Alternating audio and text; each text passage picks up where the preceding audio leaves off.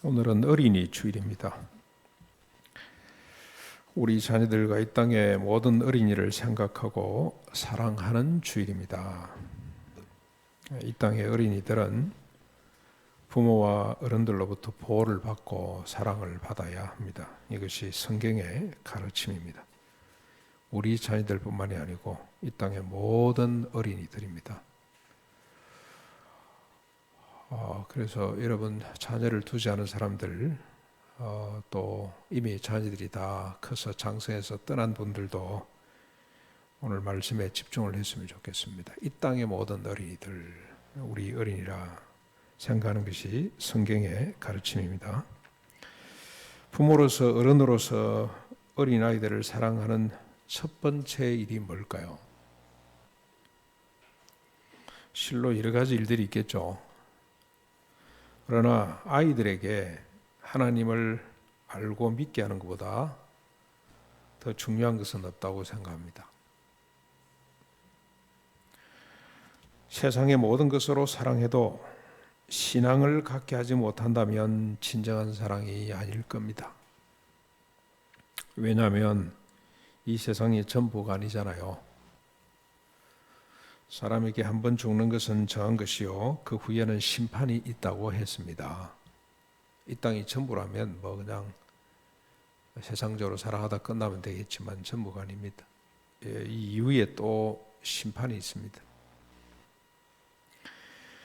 그리고 하나님을 아는 것만큼 정의롭고 평화로운 삶이 가능해집니다. 그리고 여호와를 경외하는 것이 지식의 근본이라고 했습니다. 우리 잠언 1장 7절에 기록되어 있죠.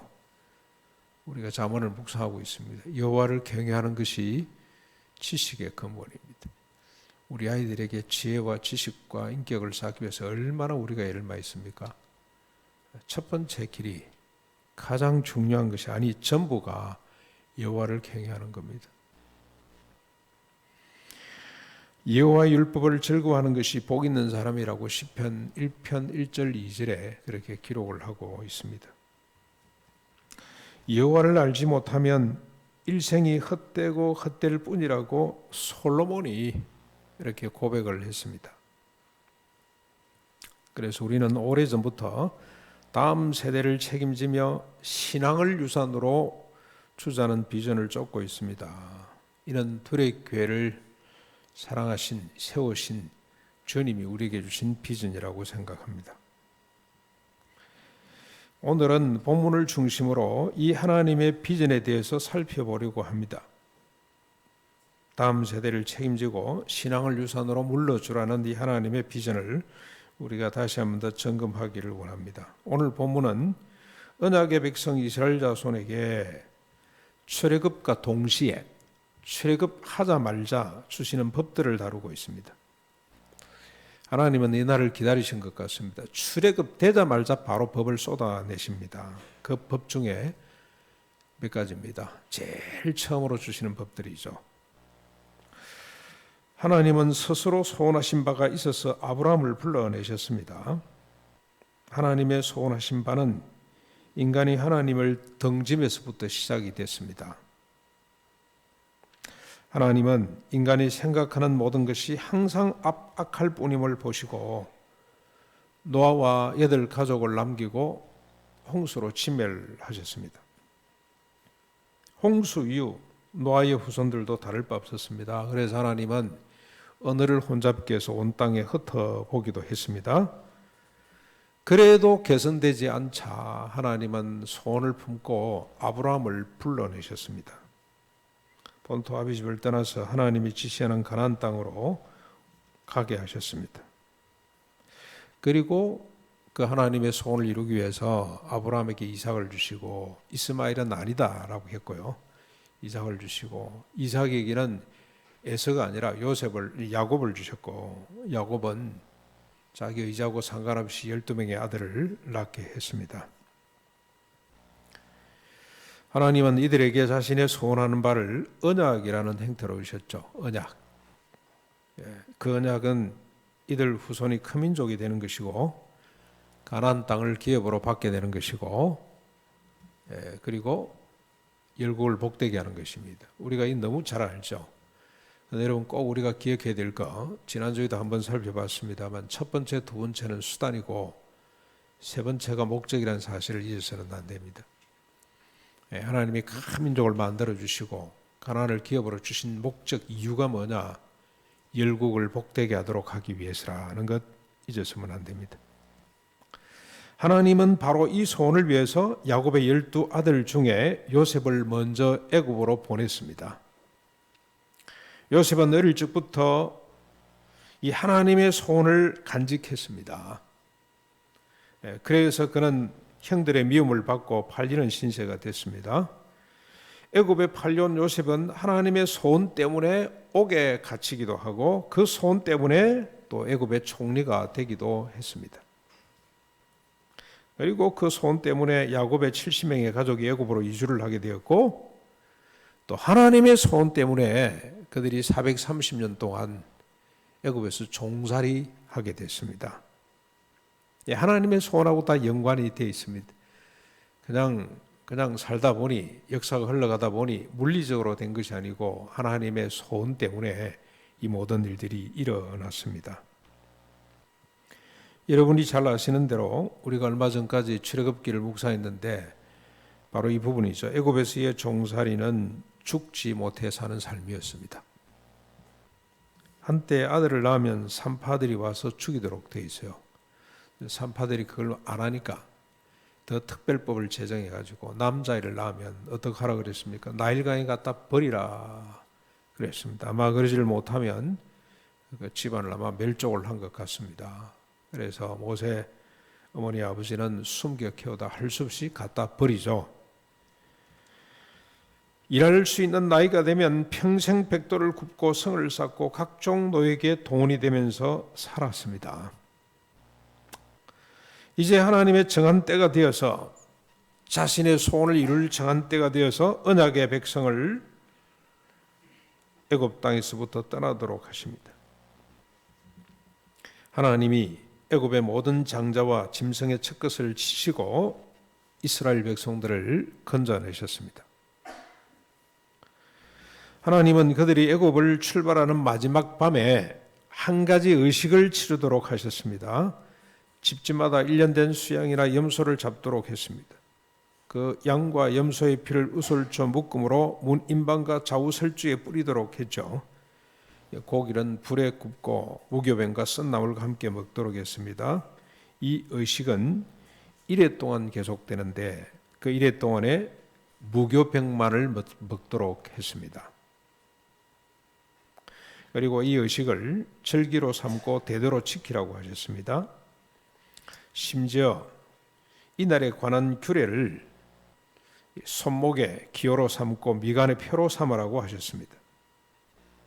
가나안 땅에 들어가서도 매년 이날을 기념해서 지키라고 했습니다. 소위 유월절과 무교절 절기를 첫 번째로 하나님이 규례로 주셨습니다.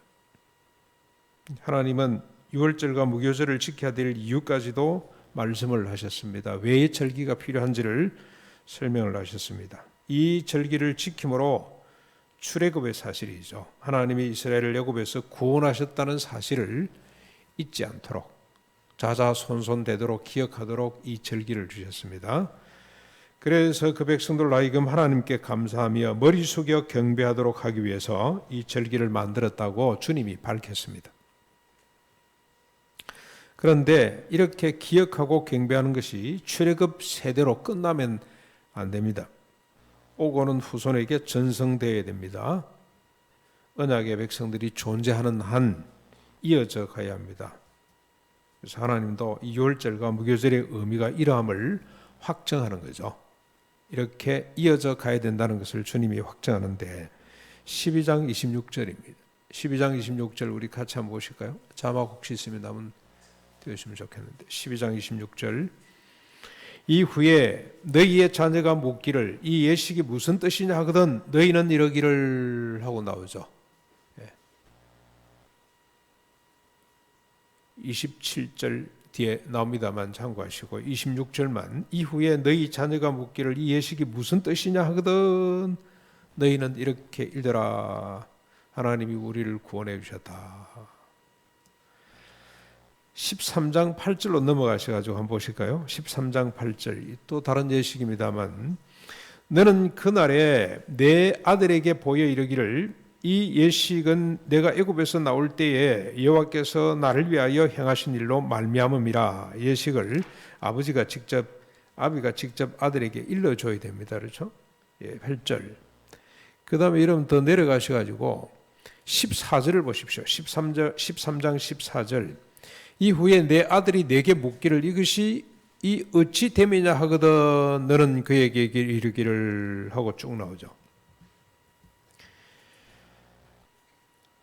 질문하게 하는 거죠. 질문. 말만이 아닙니다. 법만이 아닙니다. 절기와 의식을 통해서 하나님의 언약과 구원이 자자손손되도록 전성되도록 해야 됩니다. 말보다 의식이 훨씬 더 강렬합니다. 이 의식이라는 것, 여러분 우리가 이 사회 봉사라는 것도 이게 중요한 거잖아요. 우리 교회 요소 가운데 사회 봉사가 있죠. 봉사. 우리 내부적으로 하는 이 봉사뿐만이 아니고 외부적으로 하는 봉사, 이게 교회 큰 기둥 중에 하나인데, 첫 번째는 시혜적인 봉사가 있어요. 배고픈 사람에게 먹을 것 주는 거, 우리 쉼터 집 지어 가지고 재워주는 거 끝났습니다만 쉼터처럼 이런 걸 가장 기본적인 봉사라 그럽니다. 그 다음에 그보다 조금 수준이 높은 봉사를 근한위임이라고 그러죠. 우리 민들레 학교 같은 게 근한위임입니다. 아이들에게 공부를 가르쳐서 낙오자가 되지 않도록 하는 거, 아이들이 바른 인격을 갖고 세상에 잘 적응하면서 살도록 교육하는 거, 두 번째 단계입니다. 세 번째 단계가, 이거보다 더 높은 단계가 뭐냐면 의식입니다. 의식. 리추얼이라고 그러죠. 행사. 우선 이 촛불 집회 이런 것들, 이게 얼마나 중요한지 모릅니다. 의식이죠. 절기 이런 것들. 말보다도 법보다도 훨씬 더 강렬한 것이 의식입니다. 의식은 참여하는 자들, 특별히 어린 아이들에게는 많은 질문과 인식을 만들어냅니다. 예를 들면 성탄절 추리 생각하시면 됩니다. 성탄절이 되면 추리를 만들죠. 어른들은 막 그냥 의무감으로 만듭니다만 그 만드는 과정, 그 만드는 모습, 그 만들어 놓은 반짝반짝하는 추리를 보고 아이들은 생각이 다릅니다. 새벽송 어른들은 행사로 그렇게 받아들일 수 있습니다만 잠자던 아이들에게는 천사가 가는 것과 마찬가지입니다. 그만큼 의식이 아이들에게는 중요합니다. 유월절 의식은 이렇습니다. 조금 전에 보았습니다만 첫째는 첫날에 가족 수만큼 어린 양이나 염소를 잡아야 됩니다. 1년 된 어린 순양입니다. 암양이 아니고 순양을 잡아라 그래요. 원래 순양은 맛이 별로 없습니다. 그렇죠? 그런데 왜 순양을 잡아라 그랬을까요? 또 성차별 나는 겁니까? 하나님께서 아닙니다. 순양은 경제적 가치가 없어요. 재산 가치가 없습니다. 하나님이 자기한테 바치라 그러는 거 전부 다 사람을 생각해서 바치라고 그래요. 병아리 감별사들 병아리 보고 뭐합니까? 수건은 다 버리죠. 아이들 학교에서 막 갖다 팔고 그럽니다만 암컷만, 그래서 짐승은 암컷이 훨씬 더 가치가 있다고 보시면 됩니다. 가치 있는 건 두고 별로 가치 없는 거 나한테 바치라, 그런 뜻으로 이해를 하시면 됩니다. 아무튼 첫째 날 가족 수만큼 어린 양이나 염소를 잡아야 되는데 가난한 집도 예외가 없습니다. 반드시 잡아야 돼요. 가난하면 어쩌면 됩니까? 이웃집과 같이 힘을 합해서 한 마리 잡으면 돼요. 그리고 이래 동안 무교병을 먹어야 됩니다. 어린 양을 잡고 그 피를 제단에 뿌리면 아이들이 묻게 됩니다. 묻기 전에 웁니다. 울어요. 아빠 왜 그래? 하지 마. 저 어릴 때 그랬거든요. 우리 집에 귀한 손님이 오면 옛날에 뭐 대접할 거는 없고 소고기를 대접하자니, 소고기는 일주일에 한 달에 한 몇 번밖에 안 잡는 것 같아요. 소고기 구하기 힘들었어요. 돼지는 잡을 수가 없고 닭을 잡든지 개를 잡죠. 닭은 조금 괜찮습니다만 개는 옆에 우리 같이 살던 개를 잡을 때 얼마나 슬픈지 모릅니다. 그래서 저는 방에 숨어서 독고야 도망가라 도망가라 도망가거라 도망가거라. 아버지 잡지 마세요 잡지 마세요. 그래도 잡죠. 그러다가 조금 나이가 크면 왜 잡는지를 물어보죠. 아이들이 묻게 돼 있어요. 유월절 어린 양을 잡을 때 아이들은 울고 불고 반드시 묻게 돼 있습니다. 발휘하는 떡을 딱딱한 빵을 먹으면 자녀들은 반드시 묻게 돼 있습니다. 묻기 전에 또 울죠. 엄마 나 이거 싫어. 나는 안 먹을래. 때를 쓸 수가 있어요. 그러다가 나이가 들면 묻습니다. 엄마 왜 무교병을 먹어야 돼? 그러면 엄마 아빠는 설명을 해야 됩니다. 아이들이 알아들을 때까지, 아이들이 울음을 그치고 머리를 끄덕일 때까지 설명하고 또 설명할 수밖에 없습니다. 그러면서 자녀들이 하나님을 알게 됩니다. 출애굽이 무엇인지를 알게 됩니다. 구원이 무엇인지를 깨닫게 됩니다. 언약의 백성이 무엇이며 어떻게 살아야 될지 그들은 배워가게 됩니다. 설교를 통해서. 근데 이 점에 대해서 여러분 회의가 생길 수 있겠죠.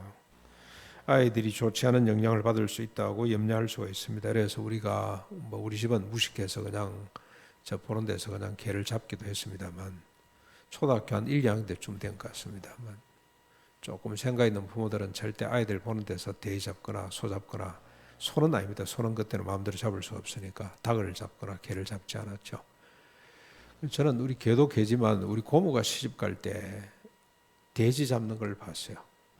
우리 마당이 그때 넓었는데 동네 사람 몇 사람이 와서 돼지 붙들어 매고 막 온 몸을 짓누르고 그리고 맥을 따잖아요. 그렇죠? 그러면 피가 다 쏟아질 때까지 웩웩 하고 짖는데요. 정말로 짖을 때마다 피가 콸콸 쏟아진다면 그럼 받아가지고 또 뭐합니까? 선지 만들고 또 뭐죠? 예, 순대 만들고 또 그렇잖아요. 잔치에 쓸 거라고. 잔치는 돼지 몇 마리 잡냐 가지고 평가가 되죠. 그걸 봤어요.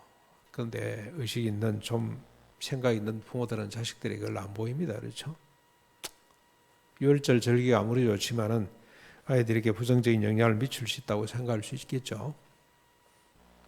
실제로 부산의 어느 교회가 여름 성경학교 캠프장에서 유월절을 제한한답시고 양을 잡고 각을 떴어요. 그러다가 낭패를 봤습니다. 아이들이 울고불고 야단이 났습니다. 뒤늦게 일어난 부모들이 들고 일어났습니다.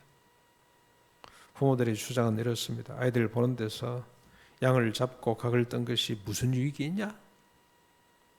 오히려 부정적인 정서만을 유발했다. 심리적으로 정신적으로 심각한 상처를 입혔다. 책임지라.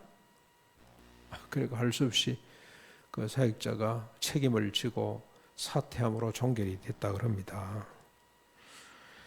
중요한 이야기입니다. 중요한 교훈을 우리에게 줍니다. 먼저요, 유월절, 무교절 이 절기는 아이들에게 슬픔이고 아픔일 수가 있어요. 충격으로 다가갈 수가 있습니다. 그런데 그 슬픔과 아픔을 외면하지 않고 부모들과 함께 바라본다면 아이들은 많은 질문을 갖게 될 것입니다. 그 질문은 부모들의 진정어린 설명을 통해서 아이들의 사유가 되고 신앙으로 굳어져 가게 됩니다. 부모와 어른들이 아이들의 슬프고 고통스러운 질문을 받고 대답해야 될 내용이 이런 것들입니다. 유월절에 왜 죄 없는 어린 양을 잡아야 하는지, 왜 무교병을 일주일 동안이나 먹어야 되는지를 설명해야 되죠. 설명을 하기 위해서는 무슨 이야기를 반드시 끄집어내야 됩니까? 바로 이야기를 하지 않을 수가 없습니다. 그가 왜 갓난 아기를 죽였는지, 나일강에 버리라고 했는지 말해야 됩니다.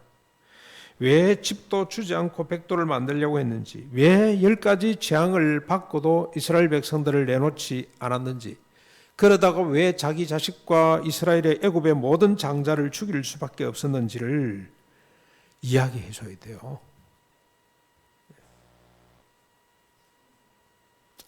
바로가 죽지 않으면 이 세상에 힘없는 사람이 계속해서 죽어야 한다는 이야기로 이어져 가야 됩니다.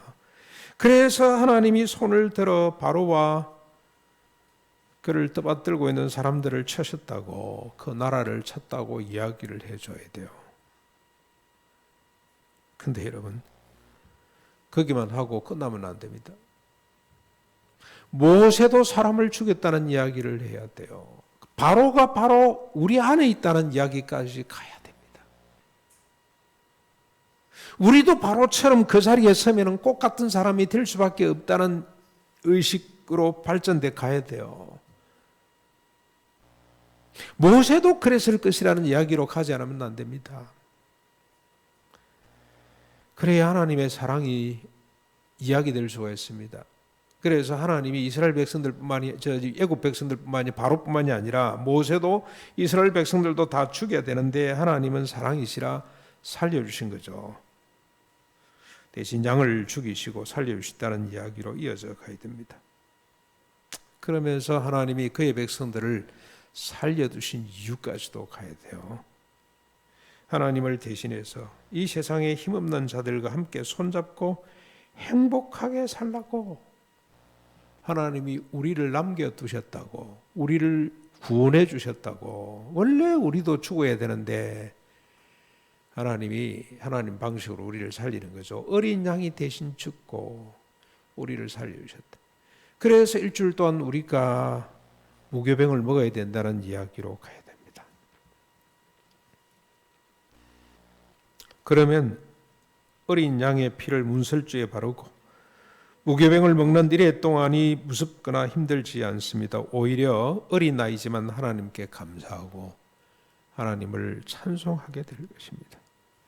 그러면서 아이들의 생각은 하나님의 궁극적인 사랑으로 확장되어 갈 겁니다.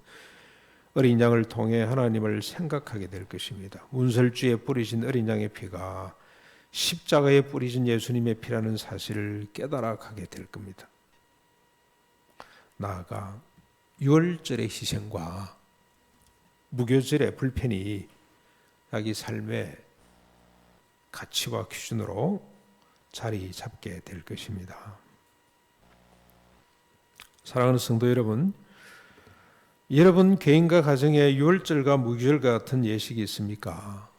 아이들이 엄마, 아빠, 할머니, 할아버지, 삼촌, 이모 왜 그래요? 하는 질문이 있나요 혹시? 슬프고 아픈 질문이 혹시 여러분들 가정에 있습니까? 엄마 왜 이렇게 살아야 돼? 하는 질문이 혹시 있나요?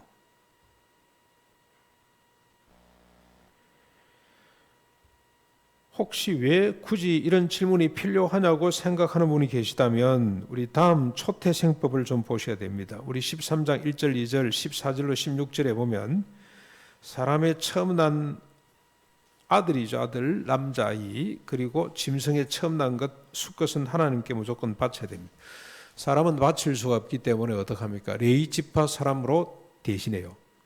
네, 그래서 나중에 보면 레위지파 사람 계수해가지고 모자라는 수를 속전으로 내도록 5세겔을 속전으로 내도록 그렇게 규정을 합니다. 대신에 짐승은 처음 난 수컷은 무조건 하나님께 제물로 바쳐야 됩니다. 뭘 말합니까? 이때 아이들이 또 묻게 되죠. 왜 그렇게 해야 되냐라고 묻습니다. 그러면 모든 존재는 하나님의 것이다 고 하는 사실을 아이들에게 답으로 가르쳐 줘야 됩니다. 그래서 절기와 의식과 질문은 피할 수가 없습니다. 아이들이 묻고 또 묻게 해야 됩니다. 부모와 어른들은 답하고 또 답을 해야 됩니다. 그래서 여러분 우리 가정에 아이들의 슬픈 아픈 질문이 있는지를 여러분 한번 점검해 보셔야 됩니다. 여러분 우리 봉숙 은진 집사님 우리 사모 가정에 질문이 있었죠. 질문이 있었어요. 할머니 무슨 노래 부르는 거야? 할머니가 부르는 노래가 뭐예요? 엄마 왜 우리는 주일마다 이렇게 숨어서 예배를 드려야 돼? 얼마나 힘들었겠어요, 그죠? 그 질문에 답이 있었죠. 그래서 그들은 할머니가 배워준 찬송을 지금도 기억하고 신앙을 이어갑니다. 여러분 도스토옙스키 작품에 이 까라마조프가 형제들 꼭 좀 한번 읽어보십시오. 자주 제가 소개를 합니다만 여러분 혼자 읽기는 힘듭니다. 같이 읽으면 좋습니다. 억지로라도 읽어보시길 바랍니다. 필독스입니다. 필독스.